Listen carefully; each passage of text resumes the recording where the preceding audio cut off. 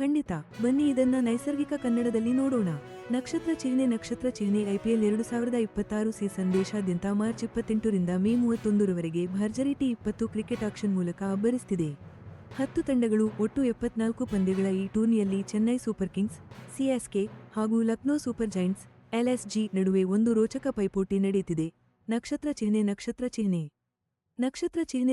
ಚಿಹ್ನೆ ಇತ್ತೀಚಿನ ಮುಖಾಮುಖಿಯಲ್ಲಿ ಲಕ್ನೋದಲ್ಲಿ ನಡೆದ ಪಂದ್ಯದಲ್ಲಿ ಲಕ್ನೋ ಸೂಪರ್ ಜೈಂಟ್ಸ್ ತಂಡ ಶುಕ್ರವಾರ ಮೇ 15, 2026ರಂದು ಚೆನ್ನೈ ಸೂಪರ್ ಕಿಂಗ್ಸ್ ವಿರುದ್ಧ 7 ವಿಕೆಟ್ಗಳ ಭರ್ಜರಿ ಗೆಲುವು ದಾಖಲಿಸಿದೆ. ಈ ಗೆಲುವು ನಡೆಯುತ್ತಿರೋ ಸೀಸನ್ನ ಪೈಪೋಟಿಯನ್ನು ಮತ್ತಷ್ಟು ರಂಗೇರಿಸಿದೆ. ನಕ್ಷತ್ರ ಚಿಹ್ನೆ ಎಲ್ಎಸ್ಜಿ ಪಾಲಿಗೆ ಇದು 2026ರ ಆವೃತ್ತಿಯಲ್ಲಿ ಸಿಎಸ್ಕೆ ವಿರುದ್ಧ ಅವರ ಎರಡನೇ ಗೆಲುವು. ಇದಕ್ಕೂ ಮುನ್ನ ಮೇ 10, 2026ರಂದು ಸೂಪರ್ ಜೈಂಟ್ಸ್ ತಂಡ ಎಂಎ ಚಿದಂಬರಂ ಕ್ರೀಡಾಂಗಣದಲ್ಲೂ ಚೆನ್ನೈಯನ್ನು ಸೋಲಿಸಿತ್ತು.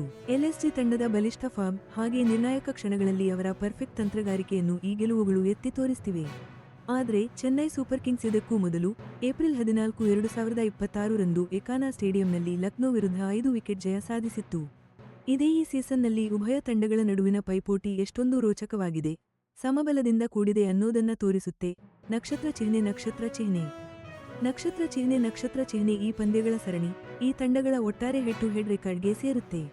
ಒಟ್ಟು 8 ಐಪಿಎಲ್ ಮುಖಾಮುಖಿಗಳಲ್ಲಿ ಎಲ್ಎಸ್ಜಿ ಸದ್ಯ 4 ಗೆಲುವುಗಳೊಂದಿಗೆ ಮೇಲುಗೈ ಸಾಧಿಸಿದೆ. ಸಿಎಸ್ಕೆ 3 ಗೆಲುವು ಕಂಡಿದೆ. ಇನ್ನೊಂದು ಪಂದ್ಯ ಫಲಿತಾಂಶವಿಲ್ಲದೆ ಕೊನೆಗೊಂಡಿದೆ. ಇನ್ನು ರಾಯಲ್ ಚಾಲೆಂಜರ್ಸ್ ಬೆಂಗಳೂರು ತಂಡ ಡಿಫೆಂಡಿಂಗ್ ಚಾಂಪಿಯನ್ ಆಗಿ 2026ರ ಸೀಸನ್ಗೆ ಕಾಲಿಟ್ಟಿದೆ. ನಕ್ಷತ್ರ ಚಿಹ್ನೆ ಈ ಪಂದ್ಯಗಳಲ್ಲಿ ವೈಯಕ್ತಿಕ ಪ್ರದರ್ಶನಗಳು ತುಂಬಾನೇ ಮುಖ್ಯ ಪಾತ್ರ ವಹಿಸಿವೆ.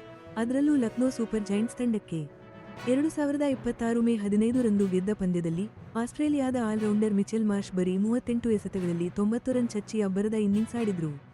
ಆಸ್ಟ್ರೇಲಿಯಾ ಟಿ20 ನಾಯಕನಾಗಿರೋ ಮಾರ್ಷ್ ಅವರನ್ನ 2026ರ ಐಪಿಎಲ್ ಹರಾಜಿನಲ್ಲಿ ಎಲ್ಎಸ್ಜಿ ತಂಡ 3.40 ಕೋಟಿ ರೂಪಾಯಿಗೆ ಉಳಿಸಿಕೊಂಡಿತ್ತು.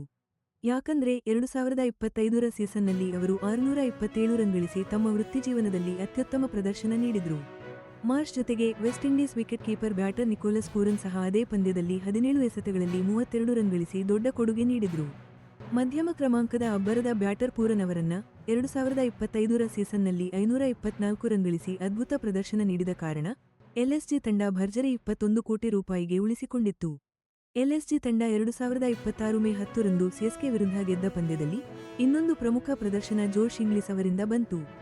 ಆಸ್ಟ್ರೇಲಿಯಾದ ವಿಕೆಟ್ ಕೀಪರ್ ಬ್ಯಾಟರ್ ಇಂಗ್ಲಿಸ್ ಅವರನ್ನ 2026ರ ಮೆಗಾ ಹರಾಜಿನಲ್ಲಿ ಎಲ್ಎಸ್ಜಿ ತಂಡ 8.60 ಕೋಟಿ ರೂಪಾಯಿಗೆ ಖರೀದಿಸಿತ್ತು. ಅವರು ಎಂಎ ಚಿದಂಬರಂ ಕ್ರೀಡಾಂಗಣದಲ್ಲಿ ಬರೀ 33 ಎಸೆತಗಳಲ್ಲಿ 85 ರನ್ ಸಿಡಿಸಿ ವಿರೋಧಿಗಳನ್ನ ಬೆಚ್ಚಿ ಬೀಳಿಸಿದ್ರು. ಇಂಗ್ಲಿಸ್ 2026ರ ಮೇ 4ರ ಪಂದ್ಯಕ್ಕೂ ಮೊದಲೇ ಎಲ್ಎಸ್ಜಿ ತಂಡವನ್ನ ಸೇರಿಕೊಂಡಿದ್ರು. ಮತ್ತೆ ತಂಡಕ್ಕೆ ಮರಳಿದ ತಕ್ಷಣವೇ ಅದ್ಭುತ ಪ್ರದರ್ಶನ ನೀಡಿದ್ರು.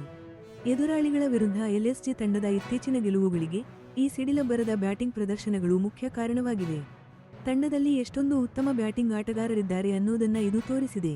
ಈ ಐಪಿಎಲ್ 2026 ಸೀಸನ್ ಪೂರ್ತಿ ಚೆನ್ನೈ ಸೂಪರ್ ಕಿಂಗ್ಸ್ ತಂಡದಲ್ಲೂ ಒಬ್ಬೊಬ್ಬ ಆಟಗಾರರು ಸಿಕ್ಕಾಪಟ್ಟೆ ಚೆನ್ನಾಗಿ ಆಡಿದ್ದಾರೆ. ಶಿವಂ ದುಬೆ ಬಗ್ಗೆ ಹೇಳೋಕೆ ಹೋದ್ರೆ ಎಡಗೈ ಬ್ಯಾಟ್ಸ್ಮನ್ ಆಗಿರುವ ಇವರು ಮಧ್ಯಮ ಕ್ರಮಾಂಕದಲ್ಲಿ ಬಂದು ಸ್ಪಿನ್ನರ್ಗಳನ್ನ ಚಚ್ಚೋದ್ರಲ್ಲಿ ಎತ್ತಿದ ಕೈ.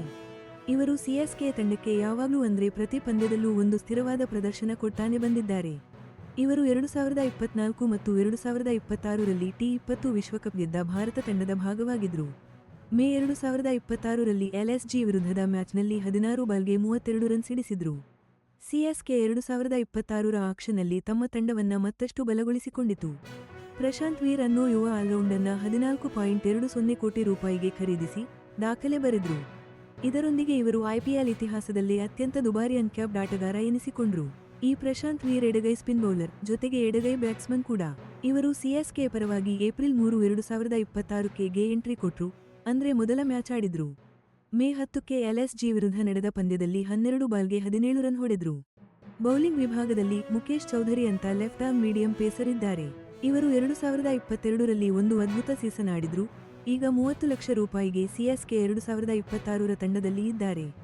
ಇವರು 2026ರಲ್ಲಿ ಸೀಸನ್ಗೆ ಎಂಟ್ರಿ ಕೊಟ್ರು, ಆದ್ರೆ ಏಪ್ರಿಲ್ ತಿಂಗಳಲ್ಲಿ ವೈಯಕ್ತಿಕ ದುರಂತದಿಂದಾಗಿ ತಂಡದಿಂದ ದೂರ ಉಳಿದ್ರು. ಗುರ್ಜಪ್ನೀತ್ ಸಿಂಗ್ ಅನ್ನೋ ಇನ್ನೊಬ್ಬ ಎಡಗೈ ಮೀಡಿಯಂ ಪೇಸರ್. ಇವರನ್ನ 2026ರ ಆಕ್ಷನ್ನಲ್ಲಿ ಸಿಎಸ್ಕೆ 2.20 ಕೋಟಿ ರೂಪಾಯಿಗೆ ಉಳಿಸಿಕೊಂಡಿತ್ತು. ಈ ಸೀಸನ್ನಲ್ಲಿ ಇವರು ಗೆ ಪದಾರ್ಪಣೆ ಮಾಡಿದ್ರು. ಈ 2026ರ ಐಪಿಎಲ್ ಸೀಸನ್ ಮುಂದುವರಿದಂತೆ ಸಿಎಸ್ಕೆ ಮತ್ತು ಎಲ್ಎಸ್ಜಿ ಎರಡೂ ತಂಡಗಳು ಪ್ರಮುಖ ಪಾಯಿಂಟ್ಸ್ಗಳಿಗಾಗಿ ಹೋರಾಡ್ತಾನೇ ಇವೆ. ಚೆನ್ನೈ ತಂಡ ಪ್ಲೇಆಫ್ನಲ್ಲಿ ಟಾಪ್ 4ರಲ್ಲಿ ಒಂದು ಜಾಗವನ್ನ ಖಚಿತಪಡಿಸಿಕೊಳ್ಳೋಕೆ ನೋಡ್ತಿದೆ ಅಂತ ಸುದ್ದಿಯಾಗಿದೆ.